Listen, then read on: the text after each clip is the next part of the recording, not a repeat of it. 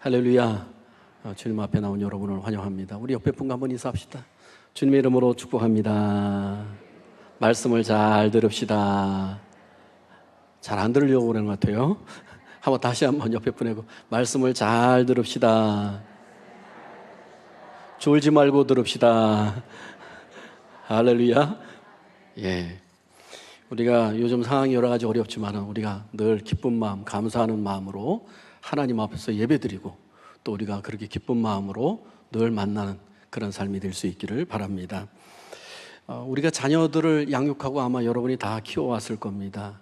그런데 우리 자녀들이 부모님에게 선물을 줄 때 그것도 기분 좋습니다만 또 자녀가 잘 될 때도 기분이 좋습니다만은 정말로 기분이 좋은 것은 자녀가 기쁨이 있고 감사가 있고 그 삶이 늘 즐거워하는 그 기뻐하는 마음이 그 마음과 그 삶 가운데 있으면 우리 부모님의 마음은 그보다도 좋은 것이 없습니다. 만약에 자녀의 얼굴이 찌그러져 있고 자녀에게 무언가 문제가 있다고 느껴지면 그때부터 부모의 마음에는 근심이 생기고 오히려 아픔이 생기고 걱정이 생기는 거예요. 여러분, 우리 하나님 아버지도 똑같습니다. 우리 하나님께서는 우리 이 땅에 사람을 창조하시고 에덴의 동산에 아담과 하와를 창조하시고 그들이 행복하게 사는 것을 원하셨어요. 여러분, 우리가 행복할 때 누가 행복하시다고요? 하나님 아버지께서 행복하시다. 할렐루야. 옛말에 보니까 웃으면 복이 와요 라고 했는데 여러분, 가짜 웃음도 우리 뇌에서 반응을 해서 우리 마음 가운데 우리 몸에 좋은 호르몬을 내려보낸다고 하잖아요. 오늘 하나님께서 기가 막히게 우리를 창조하셨는데 여러 가지 상황이 암담하고 우리 좀 어려운 상황이지만은 우리가 기쁨과 감사함으로 살아갈 때 하나님께서 우리를 붙으시고 샘을 주시고 용기를 주실 줄로 믿습니다. 오늘 본문에도 보니까 항상 기뻐하라 라고 말씀하고 있어요. 우리를 향한 하나님의 뜻과 계획이 뭐냐? 항상 기뻐하는 것이라고 하는 사실을 사도 바울을 통해서 말씀해 주고 있어요. 사실 항상 기뻐한다는 거 불가능하잖아요. 그런데 중요한 것은 불가능하지만 우리 하나님이 주신 말씀 안에서는 우리가 항상 기뻐할 줄로 믿습니다. 오늘 말씀해 보니까 어떻게 하면 기뻐할 수 있는가를 말씀해 주고 있어요. 오늘 본문 17절, 18절에 보니까 정답이 나와 있어요. 쉬지 말고 기도하라. 18절에 보니까 범사에 감사하라. 이것이 그리스도 예수 안에서 너희를 향하신 하나님의 뜻이니라. 할렐루야. 저는 오늘 이것을 가지고 함께 말씀 나누기를 원합니다. 할렐루야. 저 불쌍하게 보지 마시고 우리 기쁜 마음으로 얼굴을 대하고 우리 사랑스러운 얼굴로 대합시다. 할렐루야. 우리 좀 딱딱하니까 주일날도 좀 우리가 신바람 나고 은혜스러워야 되잖아요.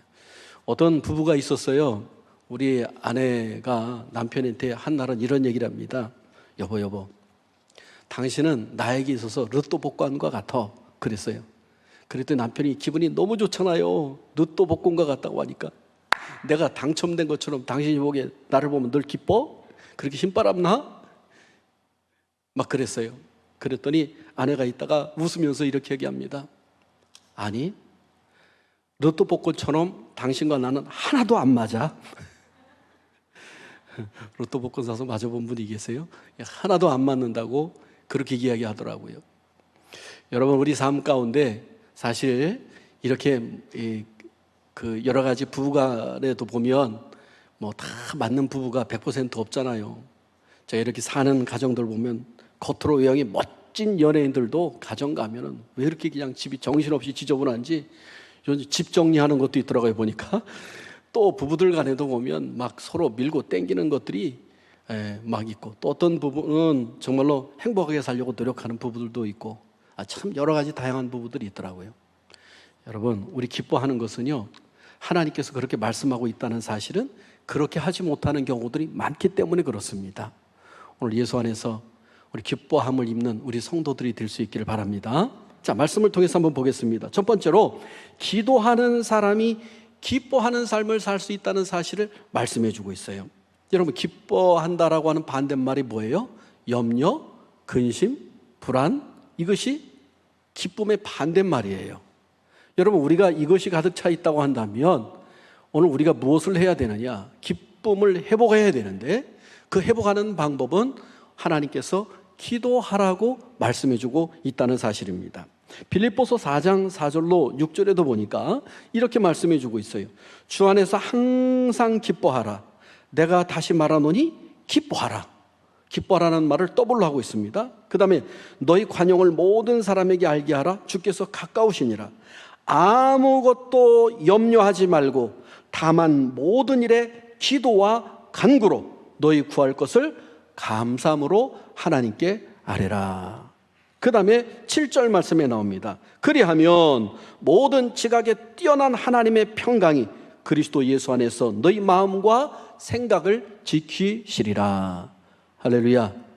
기뻐할 수 있는 것은요, 생각과 마음이 지켜질 때입니다.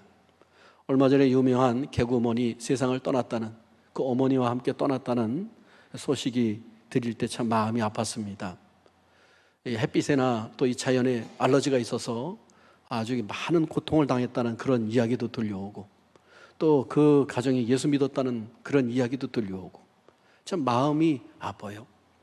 여러분, 어쨌든 우리가 정말로 지켜야 될 것은 마음을 지켜야 돼. 할렐루야. 이 사탄 마귀가 마음을 뺏어가려고 해요.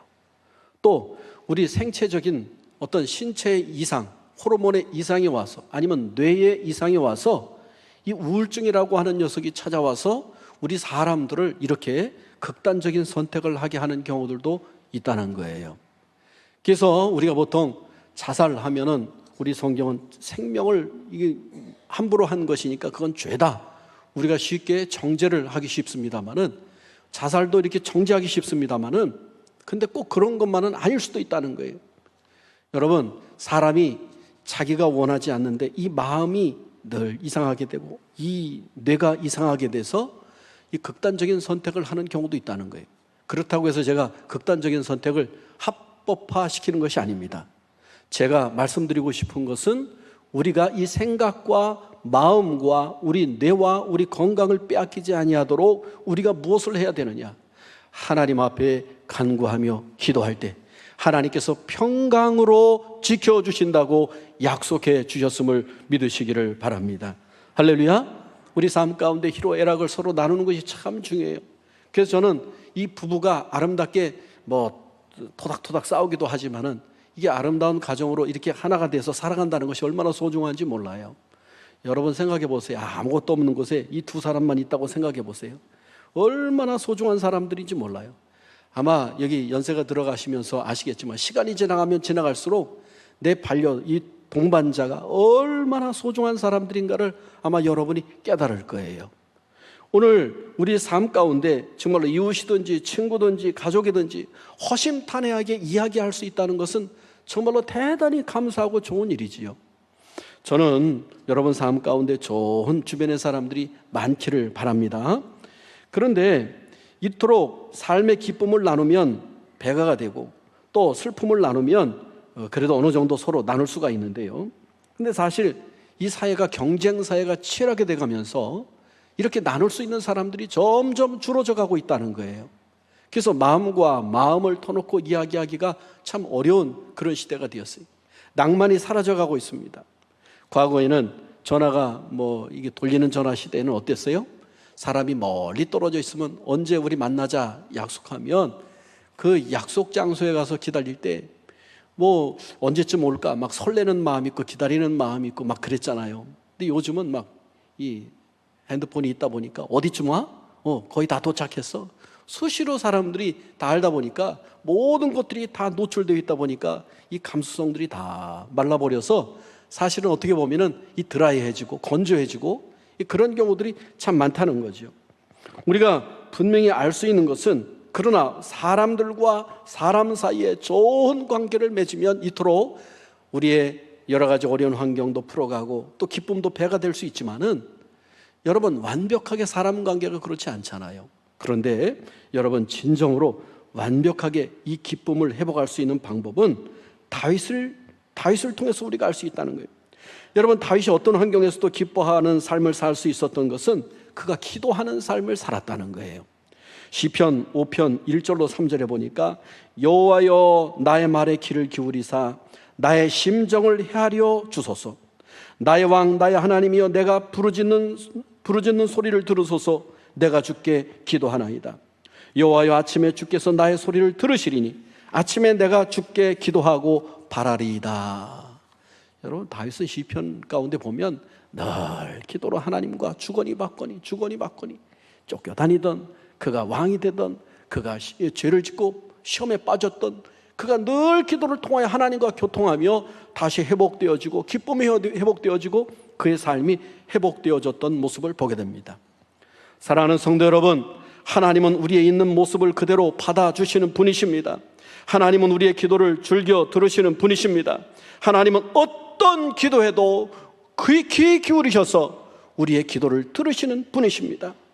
또한 하나님은 우리의 삶을 내어 맡길 수 있는 유일한 분이라고 하는 사실을 우리가 분명히 깨닫기를 바랍니다. 이 땅에 오신 예수님은 하나님을 전적으로 신뢰했어요. 그가 십자가에서 자기 목숨을 내어주면서까지 전적으로 하나님이 다시 살려줄 것을 믿습니다. 내 뜻대로 마옵시고 아버지의 뜻대로 하옵소서. 하나님께서 자신을 사랑하는 것을 늘 알았어요. 하나님께서 늘 말합니다. 그 세례를 받을 때도 이는 내 사랑하는 아들이다. 변화산에서도 이는 내 사랑하는 아들이다. 하나님과 끊임없는 교제를 통해서 예수님은 그 공생의 수많은 어려움 가운데서도 기쁨을 잃지 않고 자신에게 주어진 사명을 감당하며 힘차게 나아가고, 마침내 십자가에서 죽는 일이 있었지만은, 그 모든 것이 발가벗겨지고 십자가에 못 박혀 죽는 일이 있었지만은 그 모든 것들을 극복하고 부활의 찬란한 아침을 하나님께서 허락해 주신 줄로 믿습니다. 할렐루야. 주께 피하는 모든 사람은 다 기뻐하며 주의 보호하심으로 말미암아 영원히 기뻐 외치고 주의 이름을 사랑하는 자들은 주를 즐거워하리이다. 시편 5편 11절에 말씀해 주고 있습니다. 할렐루야. 우리 기도의 삶을 통해서 기쁨을 회복할 수 있기를 주님의 이름으로 축복합니다. 하나님이 우리의 기도를 들으시고 인도하시는 거예요. 두 번째로 우리가 기쁨의 삶을 살아가는 방법은요, 범사에 감사할 때 하나님께서 우리에게 기쁨을 허락해 주시는 줄로 믿습니다. 이 범사를 감사할 때 몇 가지 생각할 수 있는데요, 먼저는 최악의 상황을 우리가 생각해 보면 감사할 수 있다는 사실이에요. 시골에서 사시는 교회 다니시는 할머니가 계셨어요. 이 할머니가 계셨는데요, 자기 아들이 일찍 죽는 바람에 손주가, 며느리도 또 나가고, 집을 나가고, 그래서 이 손주 하나를 자기가 그냥 영감도 먼저 떠나고 그렇게 키웠는데, 이 아이가 이제 대학에 들어가냐고 서울로 갔어요. 그런데 병원에서 보호자가 필요하다고 연락이 온 거예요. 혹시 손자 누구누구 아무개 아니냐고. 예, 그렇다고 했더니 이렇게 전화가 오는 거예요. 아드님이 손이 지금 팔이 골절이 돼서 세심을 박아야 되고 수술을 해야 되는데 보호자 또 서명이 필요합니다. 그러니까 이 할머니가 부랴부랴 서울로 뛰어 올라왔어요. 병원을 찾아 물어보러 갔어요. 물어보러 병원에 도착하니까 이 녀석이 지금 일단 여기를 묶고서 있는 상황이고 수술을 준비하고 있는 그런 상황인데, 그때 이 할머니가 손주를 잡고 하나님 앞에 이렇게 기도하는 거예요. 하나님 아버지, 우리 손자가 대갈박이 뽀개지지 않고 팔이 부러져서 감사합니다. 하나님, 밥 먹는 손이 부러지지 않고 반대편 왼손이 똑 부러져서 감사합니다. 하나님 앞에 그렇게 기도하니까 주변에 있던 간호사들이 그냥 그 상황을 보고 웃어버리고 말았어요. 대갈박이 뽀개지지 않아서 감사합니다 하니까요. 여러분, 그렇습니다. 우리가 삶을 살아가면서 생각해 보면 지금 이 상황만 돼도 얼마나 감사한 일인지 몰라요. 우리가 지금의 상황이 다 죽을 것 같고 모든 것이 끝난 것 같은 그런 상황이라 할지라도 그거보다 훨씬 안 좋은 상황들이 얼마나 많습니까? 여기까지 인도하신 하나님 앞에 최악의 순간을 생각해 보면 감사할 것들이 많음을 깨닫기를 바랍니다. 또 하나는 믿음의 소망을 가지고 살아가면 감사할 수 있어요. 여러분 보세요. 그런 이야기가 있습니다. 어떤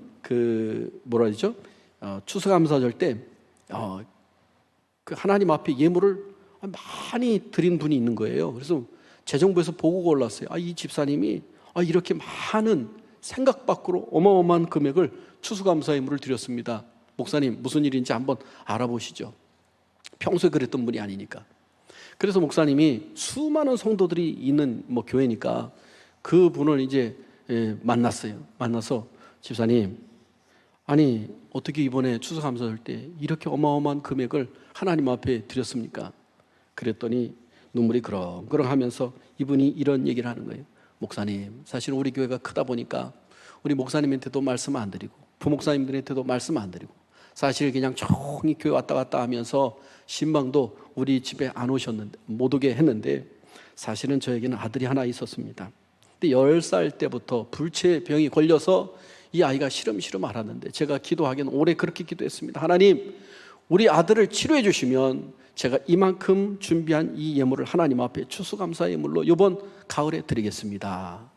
목사님이 아이고 그럼 아드님이 치료되었군요 라고 물으니까 이 집사님이 하는 얘기가 아니요, 이렇게 얘기합니다. 며칠 전에 우리 아들이 하나님 나라 갔습니다.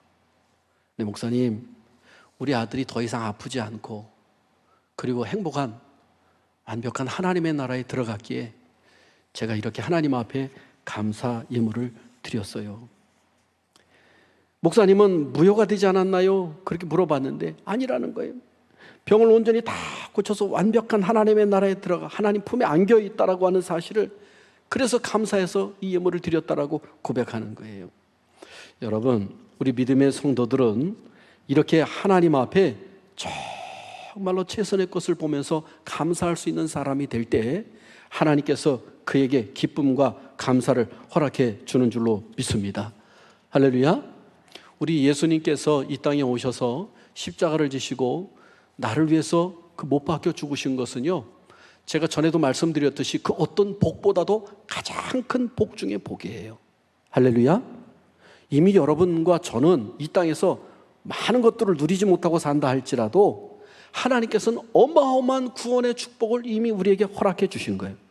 이미 여러분 마음 가운데 주님이 임재하시고 여러분 삶 가운데 하나님의 나라가 임재하고 하나님의 보호하심과 인도하심이 우리를 붙들고 계심을 믿으시기를 바랍니다.